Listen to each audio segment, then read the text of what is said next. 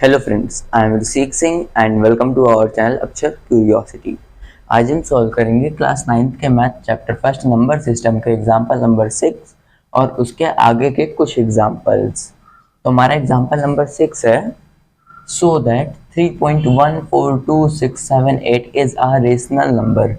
In the other words express 3.142678 in the form p by q where p and q are integers and q not equals to 0। तो हमें यहाँ पे क्या करना है, पहले ही हमसे कह रहा है कि शो करिए इस डिजिट को एक रेशनल नंबर में, फिर कह रहा है कि या फिर अदर वर्ड्स में अगर कहें, यानी कि अगर किसी और शब्दों में कहें तो एक्सप्रेस करिए, यानी कि दर्शाइए 3.142678 को p बाई क्यू के फॉर्म में।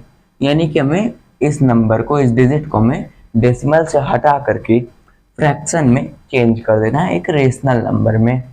तो अब उसके बाद ये कह रहा है where p and q are integers and q not equals to 0, जिसमें कि p और q एक इंटीजर्स हैं और q जो है वो 0 के इक्वल नहीं है।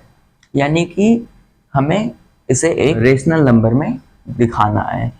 तो हम क्या करेंगे, हम जो जानते हैं कि डेसिमल को अगर हम फ्रैक्शन में चेंज करते हैं तो हम क्या करते हैं, अगर डेसिमल को हमें चेंज करना होता है फ्रैक्शन में, हम क्या करेंगे कि हम डेसिमल जो है उसे हटा देंगे, डिनोमिनेटर में जो उस डिजिट के 1 है उसके आगे उतना 0 बढ़ा देंगे जितनी डिजिट हमें गिवन है। तो यहाँ पे हमारी गिवन है डिजिट 3.142678, ये हमारी गिवन है। इसके डिनोमिनेटर में 1 है हमारा। अब 1 है, ये डेसिमल हम यहाँ से काट करके यहाँ पे कर देंगे।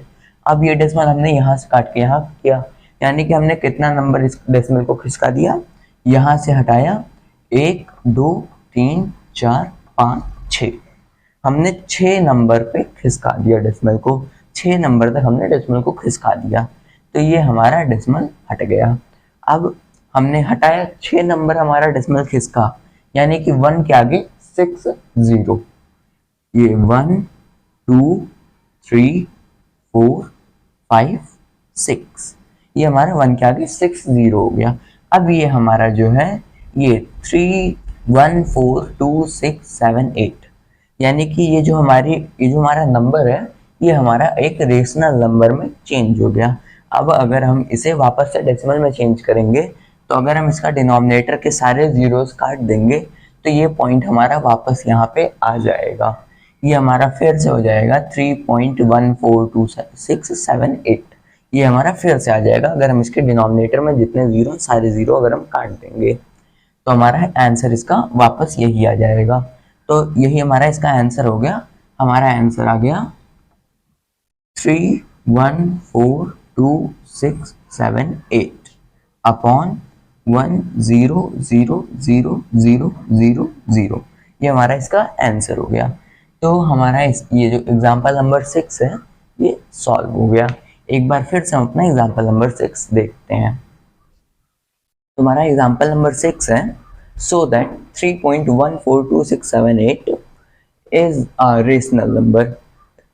ये जो हमारी डिजिट गिवन है इसे हमें रेशनल नंबर में शो करना है, ये कह रहा है। उसके बाद कह रहा है कि इन द अदर वर्ड्स, और दूसरे शब्दों में, और नहीं दूसरे शब्दों में, ये कह रहा है दूसरे शब्दों में express 3.142678 in the form p by q, दर्शाइए 3.142678 को p by q के फॉर्म में।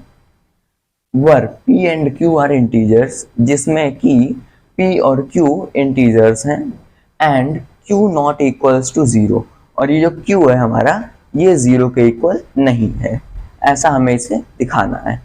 तो हमने क्या किया, हमने क्लास 3rd 4th में भी पढ़ा है ये चीज कि अगर हमें किसी भी नंबर को डेसिमल से फ्रैक्शन में चेंज करना है तो हम क्या करते हैं, हम उसके डिनोमिनेटर में जो हमारा 1 है उसके आगे हम उतना 0 बढ़ा देते हैं जितनी डेसिमल के बाद हमारी डिजिट गिवन होती है। तो यहाँ पे हमने इसे चेंज कर दिया, और ये जो है ये हमारा केवल टर्मिनेटिंग डेसिमल में ही होगा। टर्मिनेटिंग में ही। अगर हमारा नॉन टर्मिनेटिंग रिपीटिंग है तो उसमें हमारा दूसरा प्रोसेस होगा, उसके लिए हमें और लेंदी प्रोसेस करना होगा। उसके लिए हमें ऐसा नहीं करना है, क्योंकि नॉन टर्मिनेटिंग रिपीटिंग जिसका कभी अंत ना हो, तो अब आप भी तब तो फिर जीरो बढ़ाते बढ़ाते बढ़ाते बढ़ाते चले जाएंगे, तब वो खत्म नहीं होने वाला। इसलिए उसका दूसरा तरीका है उसे दर्शाने का। तो ये हमारा टर्मिनेटिंग डेसिमल था, इसलिए ये हमारा इस तरीके से हो गया। हमारा टर्मिनेटिंग डेसिमल रहेगा तो हम ऐसे करेंगे उसे फ्रैक्शन में फॉर्म में शो, और अगर हमारा नॉन टर्मिनेटिंग रिपीटिंग डेसिमल रहेगा तो उसे हम दूसरे प्रोसेस से करेंगे। उसके लिए हम इसके आगे के एग्जाम्पल्स को देखेंगे। एग्जाम्पल नंबर 7, 8 इन सब में वही है, हमारा नॉन टर्मिनेटिंग रिपीटिंग डेसिमल ही हमारा गिवन है। तो हम अपना एग्जाम्पल नंबर 6 हमारा हो गया। अब हम अपना एग्जाम्पल नंबर 7 देखते हैं। तो अब हम लोग अपना एग्जाम्पल नंबर 7 देखते हैं। एग्जाम्पल 7 है, so that 0.333 and S all equals to 0.3 पे bar can be expressed in the form p by q where p and q are integers and q not equals to 0। अब ये कह रहा है कि ये जो 0.333 है यानी कि 0.3 पे बार, इसे क्या हम p by q के फॉर्म में लिख सकते हैं। और ये कह रहा है कि where p and q are integers and q not equals to 0, जिसमें कि p और q इंटीजर्स हैं और q 0 के इक्वल नहीं है, यानी कि हमारा डिनोमिनेटर 0 के इक्वल नहीं है। तो यहाँ पे हम क्या करेंगे, हम सबसे पहले ये लेट करेंगे कि x जो है वो इक्वल है इसके, यानी कि 0.3 पे बार के। हम लिखेंगे लेट x इक्वल्स टू 0.3 और 3 पे बार के। अब हम ये जो हमने लिखा है 0.3 पे बार, इसे हम इस फॉर्म में भी लिख लेंगे। हम लिखेंगे x इक्वल्स टू 0.3333 एंड एसो ऑल, यानी कि ये लगातार चलता रहेगा। तो अब हम क्या करेंगे कि हम ये जो हमारा x है इसे हम 10x कर लेंगे, जिससे कि हमारा ये जो 3 है ये इधर आ जाए, ये होल नंबर में हो जाए। ये हम 10x किए, ये हमारा हो गया 10x। अब हमने इधर 10x किया तो हमें इधर भी तो 10 से मल्टीप्लाई करना होगा। तो हम ये जो हमारा 0.333 एंड एसो ऑल है, इसे हम 10 से मल्टीप्लाई कर देंगे। ये हमारा है 0.3333 एंड एसो ऑल इनटू 10। अब ये हमारा हो गया इनटू 10। अब जब हम इसे 10 से मल्टीप्लाई करेंगे तो ये हमारा हो जाएगा 10x बराबर 3.3333। अब ये तो फिर से हमारा वही हो गया कि यहाँ बस यही हुआ कि हमारा होल नंबर में कोई एक नंबर आ गया, कोई एक डिजिट हमारी होल नंबर में आ गई। बाकी डेसिमल में तो फिर वही हो गया। तो ये तो बिल्कुल इसी तरीके से हुआ ना, जैसे हम किसी एक बोरी में से एक दाना चावल निकाल लिए, तो हम उस बचे हुए बोरी के चावल को हटा देंगे। वो जब हमारा रहेगा ही नहीं तो हमारा मेन जो बचेगा वो यही तो बचेगा, हमारा होल नंबर यानी कि 3। बाकी का हमने डेसिमल के बाद के 3 को सारे को हटा दिया। तो हम कैसे हटाएंगे, हम 10x माइनस x करके हटाएंगे, यानी कि इसमें से इसको घटा करके हम इसमें से माइनस कर देंगे 0.3333 एंड एसो ऑल को। तो ये हमारा आ जाएगा 9x बराबर 3, यानी कि हमने इसके बाद के पूरे को हटा दिया। हमारा आ गया 9x इक्वल्स टू 3। अब हम यहाँ पे x की वैल्यू निकाल लेंगे, तो x इक्वल्स टू हमारा हो जाएगा 3/9, क्योंकि 9 इधर मल्टीप्लाई हो रहा था तो इधर जाएगा तो इधर डिवाइड करेगा। तो अब हम देख सकते हैं कि 3 तो 9 से छोटा है, यानी कि 3 कटेगा है नहीं। तो हमें कोई ऐसा नंबर देखना है जिससे 3 भी कट जाए और 9 भी कट जाए। तो हमारा ऐसा नंबर 3 है। अगर हम 3 से 3 काटेंगे तो हमारा 1 आ जाएगा, और 3 से अगर हम 9 को काट देंगे तो हमारा 3 आ जाएगा। तो ये हमारा हो जाएगा 3 1 3, और ये हमारा हो जाएगा 3 या 9। हमारे x की वैल्यू आ गई 1/3। ये हमारे इसका आंसर हो गया, x की वैल्यू हमारी हो गई 1/3। तो अब यानी कि अगर हम 0.3 पे बार को अगर हम पी बाई क्यू के फॉर्म में लिखते हैं जिसमें कि पी और क्यू इंटीजर है और क्यू 0 के इक्वल नहीं है तो हमारा हो जाएगा 1/3। तो अब हम एक बार अपना आंसर चेक कर लेते हैं सही है कि नहीं। आंसर हम कैसे चेक करेंगे, हम इसे पूरा सिंप्लीफाई कर देंगे, यानी कि हम इसे डेसिमल में चेंज कर देंगे। तो अगर हमारा आंसर यही आ जाता है 0.3 पे बार तो हमारा ये आंसर सही है। तो हम 1 को डिवाइड करेंगे 3 से। अब 1 तो 3 से छोटा है, यानी कि 3 हमारा 0 बार जाएगा। ये हो गया हमारा 0 बार और यहाँ पे गया हमारा 0। अब ये हमारा 1 फिर से उतरा। अब हम यहाँ पे डेसिमल लगा देंगे तो यहाँ पे 0 बढ़ गया। अब हमारा 3 3 या 9 होता है। ये हमारा हो गया 3 3 या 9। अब ये हमारा 10 में से 9 गया, हमारा हो गया 1। अब फिर हम आगे 0 बढ़ाए, फिर हमारा 3 बार गया, फिर हमारा 9 हुआ यहाँ पे, फिर हमारा 1 बच गया। यानी कि हम देख सकते हैं हमारा बार बार रिमाइंडर में 1 बच रहा है। यहाँ पे हमारा 1 था, ये हमारा हमने इसे 10 किया, फिर 10 में से हमने 9 माइनस किया, हमारा 1 आ गया। फिर हमने उसे 10 किया, फिर उसमें से हमने 9 माइनस किया, फिर हमारा 1 आ गया। यानी कि ये ऐसे ही चलता चला जाएगा। यानी कि हमारा आंसर हो जाएगा 0.3 पे बार। ये हमारा यानी कि हमारा आंसर जो आया है, यानी कि ये जो हमने जब 0.3 पे बार को जब हमने पी वाई क्यू के फॉर्म में चेंज किया तो हमारा उसका जो आंसर आया वो हमारा सही है। यानी कि 1.3 हमारा आंसर सही है, ये इसके इक्वल है। इससे हमें पता चलता है कि हमारा आंसर सही है। तो एक बार फिर से हम अपना एग्जाम्पल नंबर 7 देखते हैं। तो हमारा एग्जाम्पल नंबर 7 है, so that 0.333 and as all equals to 0.3 पे बार can be expressed in the form p by q where p and q are integers and q not equals to 0।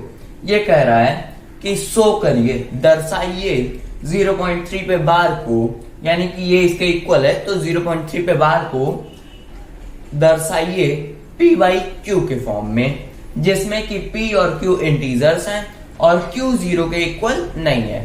तो हमारा हम क्या करेंगे, इसमें सबसे पहले हम क्या करेंगे कि हमारी ये जो वैल्यू है 0.3 पे बार जो है, इसे हम मान लेंगे कि ये x के इक्वल है। जब हम इसे x के इक्वल मान लेंगे तो फिर हम इसमें आगे क्या करेंगे कि हम ये जो हमारा हमने 0.3 पे बार को माना, फिर हम इसे पूरा सिंप्लीफाई कर लेंगे, यानी कि हम इसे खोल देंगे। तो हमारा मिलेगा x equals to 0.333 and S on. अब हमने क्या किया कि हमने ये जो हमारा मेन जो पर्पस था इसे 10x करने का, वो हमारा ये था कि हमारा ये जो होल नंबर है इसमें हमारी कोई वैल्यू आ जाए। तब हम क्या करते कि हम उस वैल्यू में से x को घटा देते, तो हमारा इसका आ जाता आंसर। जब हम फिर x की वैल्यू निकालते तो हमारा इसका आंसर आ जाता।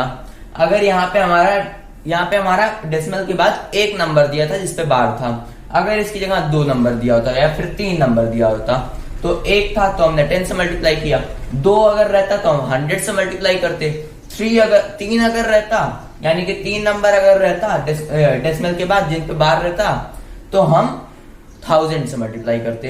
यानी कि डेसिमल के बाद जितने नंबर पे बार है हम 1 के आगे उतना 0 बढ़ा देंगे।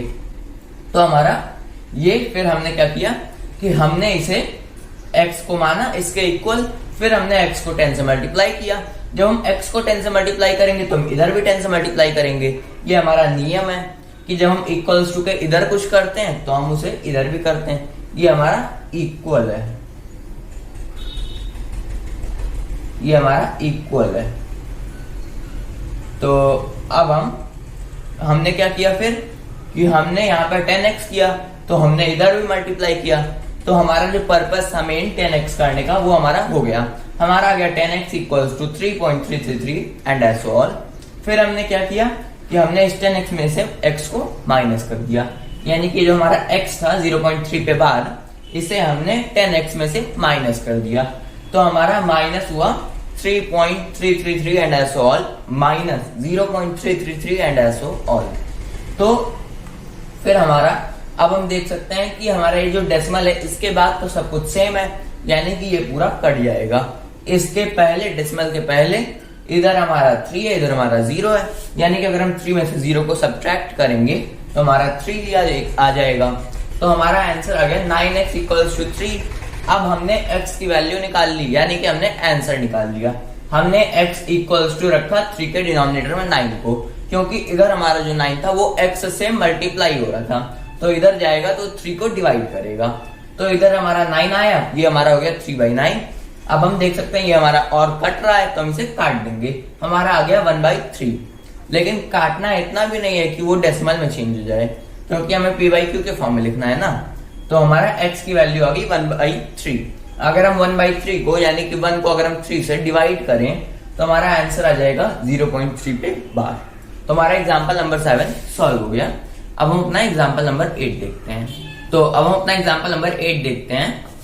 हमारा एग्जांपल 8 है, so that 1.272727 and S all equals to 1.27 पे bar can be expressed in the form p/q where p and q are integers and q not equals to 0। हमें ये जो हमारा गिवन है 1.27 पे बार, इसे एक्सप्रेस करना है, यानी कि हमें इसे शो करना है p/q के फॉर्म में, जिसमें कि p और q इंटीजर्स हैं और q 0 के इक्वल नहीं है। तो हम इसे शो करते हैं बिल्कुल सेम पिछले वाले क्वेश्चन की तरह है, बस यहाँ पे हमारा क्या है, यहाँ पे हमारा डेसिमल के बाद 2 नंबर पे बार है। हम क्या करेंगे कि हम इन दोनों नंबर को डेसिमल के इधर खिसका लेंगे। यहाँ पे हमारा एक नंबर पहले से गिवन है, लेकिन हम क्या करेंगे, हम इन दोनों नंबर्स को इधर खिसका लेंगे, यानी कि डेसिमल के इधर कर लेंगे। बाकी बचे हुए 2727 वहीं पड़ा रहने देंगे, वहीं रहे वो, उससे हमें कोई मतलब नहीं है, उसे हमें घटा देना है, हटा देना है उसे हमें। तो हम यहाँ पे मानेंगे, लेट करेंगे x इक्वल्स टू हमारा है 1.27 पे बार के, ये हमारा, हम इसे मान लेंगे कि x इसके इक्वल है। अब हम इसे पूरा खोल लेंगे, हम लिख देंगे x equals to 1.272727 and so on, ये हम इसे मान लेंगे।